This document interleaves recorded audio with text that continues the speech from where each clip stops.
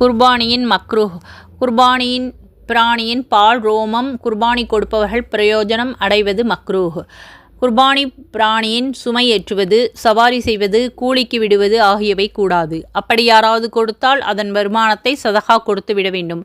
குர்பானிக்கென்று வாங்கிய பிராணியில் கூட்டு சேர்வது மக்ரூஹ். பிராணி வாங்கும் பொழுது கூட்டின் நிய்யத்து இருந்தால் மக்ரூஹ் ஆகாது.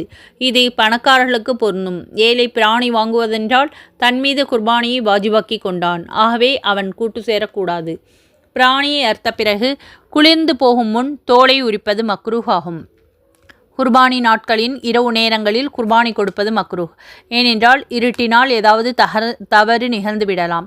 தவறான வேலை செய்யப்பட்ட பிராணியை குர்பானி கொடுப்பது மக்ரூஹ். குட்டி போடும் பருவத்தில் உள்ள பிராணியை குர்பானி கொடுப்பது மக்ரூஹ் ஆகும். பால் கறந்தால், ரோமம் அறுத்தெடுத்தால் சதகா கொடுத்து விட வேண்டும்.